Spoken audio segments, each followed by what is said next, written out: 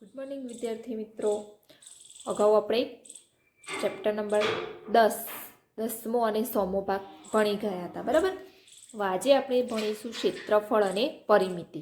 હવે ક્ષેત્રફળ અને પરિમિતિ વિશે તમે આગળના સેમેસ્ટરમાં પણ અભ્યાસ કરી લીધો છે, બરાબર. કોઈને યાદ છે કયા ચેપ્ટરમાં તમે ભણ્યા હતા ક્ષેત્રફળ? તો આપણે ચેપ્ટર નંબર 3 કેટલા ચોરસ એમાં આપણે ભણ્યા હતા, બરાબર, ક્ષેત્રફળ વિશે. તો આજે આપણે ફરીથી જોઈ લઈએ કે ક્ષેત્રફળ કોને કહેવાય. તો ક્ષેત્રફળ કોને કહેવાશે? કોઈને યાદ છે? નહીં? તો આપણે સમજીએ કે ક્ષેત્રફળની વ્યાખ્યા શું થશે? તો કોઈ પણ બંધ આકૃતિએ રોકેલી જગ્યાનું માપ, એટલે કે એને શું કહેવાય? ક્ષેત્રફળ. ધારો કે અહીંયા તમને એક ચોરસ આપ્યું છે. હવે આ ચોરસમાં આ આકૃતિએ આટલી જગ્યા રોકી છે, બરાબર. તો એનું તમે જે માપ લો એને શું કહેવાય? ક્ષેત્રફળ. હવે પરિમિતિ વિશે સમજીએ. તો પરિમિતિ કોને કહેવાય? તો પરિમિતિ એટલે કે બંધ આકૃતિની બધી બાજુના માપનો સરવાળો. એટલે કે ધારો કે આ લંબચોરસ છે, તો આની કેટલી બાજુઓ છે? 4 બાજુઓ છે. તો આ ચારે બાજુનો તમે સરવાળો કરો તો તમને શું મળશે? પરિમિતિ, બરાબર. તો આપણે એને શું કહીશું? પરિમિતિ. તો તમારે પરિમિતિ શોધવાનું પણ આવશે.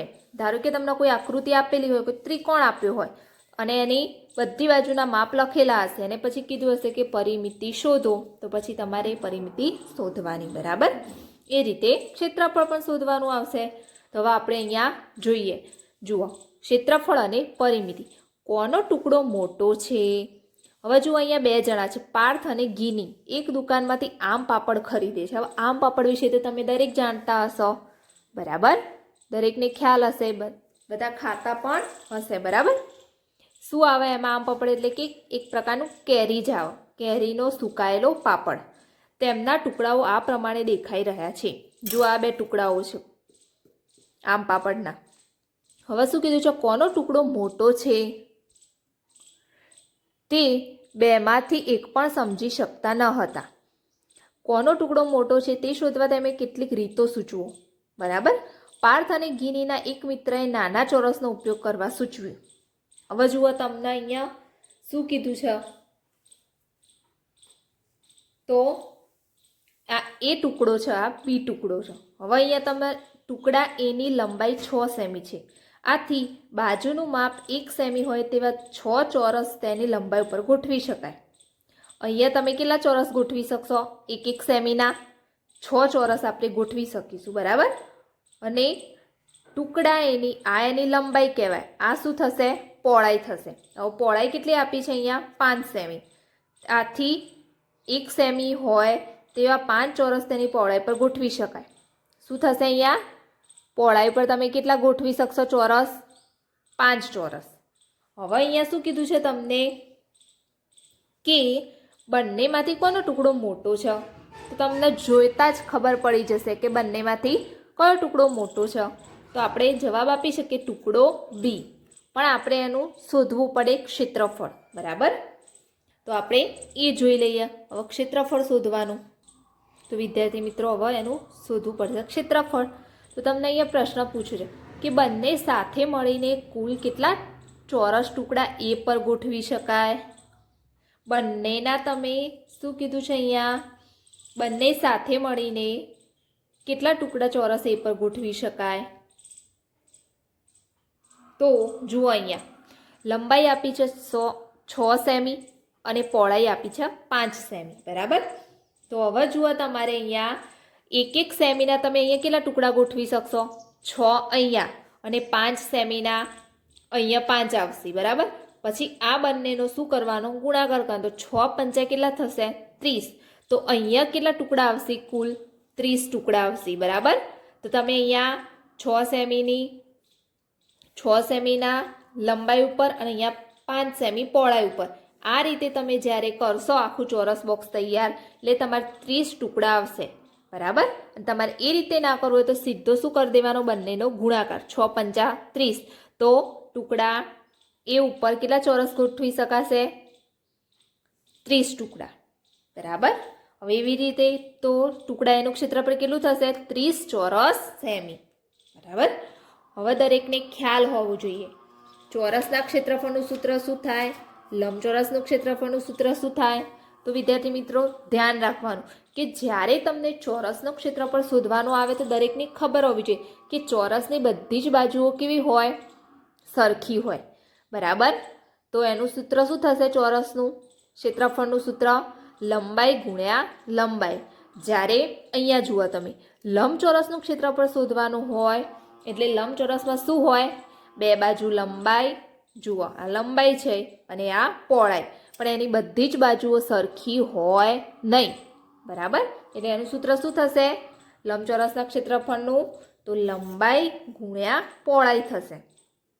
તો દરેકે આ બે સૂત્રો ધ્યાનમાં રાખવાના. બરાબર. હવે જુઓ, આગળ જોઈએ. હવે આપણે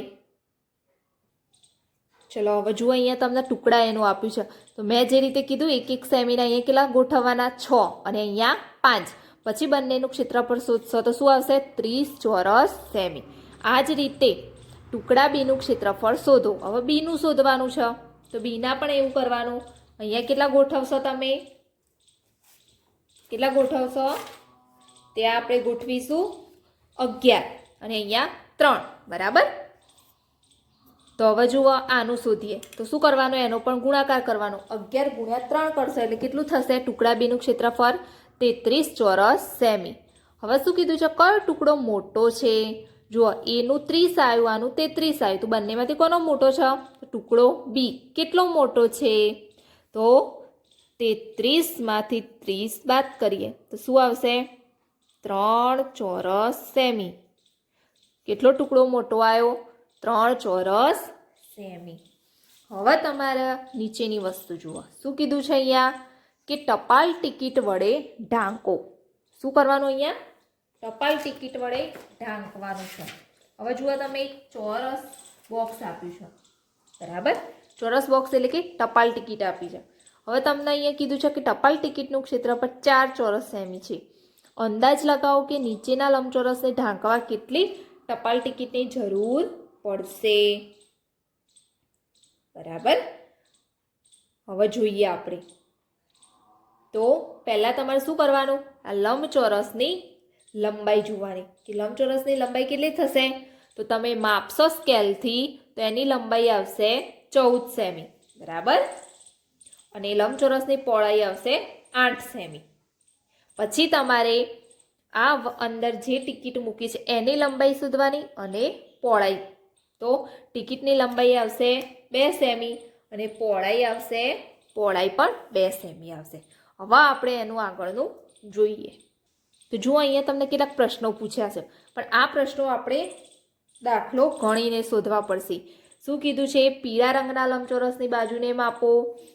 હવે એ બધા જ અલગ અલગ પ્રશ્નોના જવાબ આપણે દાખલો ગણીને લખીએ.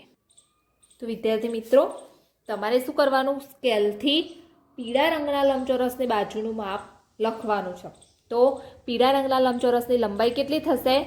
14 સેમી. તો આપણે લખીએ પહેલાં કે લંબચોરસની લંબાઈ કેટલી આવી? 14 સેમી. બરાબર.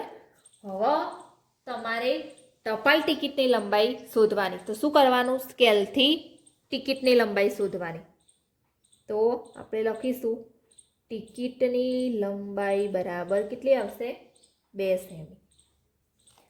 હવે તમારે અહીંયા શું પ્રશ્ન પૂછ્યો છે એ જોઈએ. તો પહેલો પ્રશ્ન જુઓ કે પીળા રંગના લંબચોરસની બાજુઓને માપો.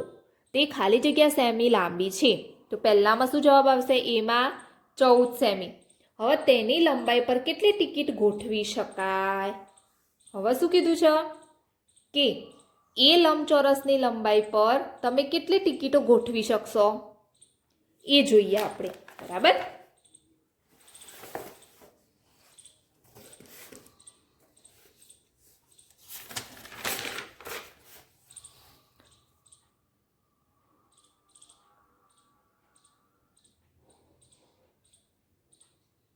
તો વિદ્યાર્થી મિત્રો એને શું કીધું છે કે એ લંબાઈ પર તમે કેટલી ટિકિટ ગોઠવી શકશો, એટલે કે આ એક ટિકિટ ગોઠવી છે એવી રીતે અહીંયા તમે કેટલી ટિકિટો ગોઠવી શકશો એ આપણે સમજવાનું છે. તો આપણે લખીશું અહીંયા કે લંબચોરસની લંબાઈ પર ગોઠવાતી ટિકિટની સંખ્યા, કારણ કે આપણે એની સંખ્યા શોધવાની. તો પહેલાં શું આવ્યું, લંબચોરસની લંબાઈ કેટલી આવી? 14 આવી. અને ટિકિટની લંબાઈ કેટલી આવી? 2 આવી. તો શું કરીશું? 14 ભાગ્યા 2 એટલે શું આવશે? 7. બરાબર. તો તમે કેટલી ટિકિટો ગોઠવી શકશો?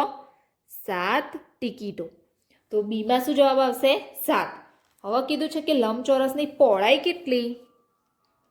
તો એનો જવાબ શું આવશે? તો લંબચોરસની પહોળાઈ આપણે માપીએ તો શું આવશે? 8 સેમી. હવે તમારે એની પાછી પહોળાઈ ઉપર કેટલી ટિકિટ ગોઠવી શકાશે? તો ટિકિટની પહોળાઈ શોધવી પડશે. તો ટિકિટની પહોળાઈ લખવી પડશે અહીંયા. ટિકિટની પહોળાઈ કેટલી આવશે? તો ટિકિટની પહોળાઈ પણ 2 સેમી થશે. હવે લખીએ આપણે કે તેની પહોળાઈ પર ગોઠવાતી ટિકિટની સંખ્યા. હાલ આપણે લંબાઈ ઉપર લખી. હવે લખીશું કે લંબચોરસની પહોળાઈ પર ગોઠવાતી ટિકિટની સંખ્યા. તો અહીંયા કેટલી છે? પહોળાઈ 8 લંબચોરસની અને ટિકિટની પહોળાઈ 2 છે. તો 8 ભાગ્યા 2 એટલે કેટલી થશે? 4. તો તમે કેટલી ટિકિટો ગોઠવી શકશો પહોળાઈ પર? 4. તો તમારે લખવાનું ડીમાં જવાબ 4 લખવાનો. ચલો એવી જ રીતે આગળનો દાખલો જોઈએ.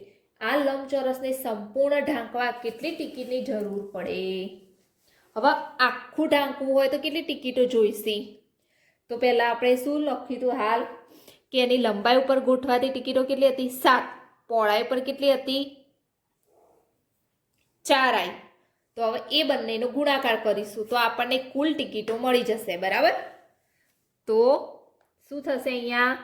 લંબાઈ પર ગોઠવાતી ટિકિટની સંખ્યા કેટલી હતી? 7. અને પહોળાઈ પર ગોઠવાતી ટિકિટની સંખ્યા 4 એટલે 7 ચોક 28. તો તમારે સંપૂર્ણ ઢાંકવા માટે કેટલી ટિકિટોની જરૂર પડશે? 28 ટિકિટોની જરૂર પડશે. એ જવાબ તમારે લખવાનો ઈમાં 28. ચલો શું કીધું છે? તમારું અગાઉનું અનુમાન કેટલું યોગ્ય હતું તે અંગે ચર્ચા કરો. એટલે કે તમારે અનુમાન લગાવવાનું છે અને પછી ચર્ચા કરવાની. હવે જો લંબચોરસનું ક્ષેત્રફળ કેટલું થાય એ આપણે અહીંયા શોધીશું. તો અહીંયા તમારે શું કીધું છે કે લંબચોરસનું ક્ષેત્રફળ શોધો. તો હવે કેટલું થશે? તો આપણે હાલ માપ્યું હતું કે લંબચોરસની લંબાઈ, લંબચોરસના ક્ષેત્રફળનું પહેલાં સૂત્ર લખીશું. શું થશે? તો લંબાઈ ગુણ્યા પહોળાઈ. ચલો લંબચોરસની લંબાઈ કેટલી આવી હતી? 14. પહોળાઈ કેટલી હતી? 8. હવે આ બંનેનો ગુણાકાર કરશું. 14 કેટલા થશે? 112.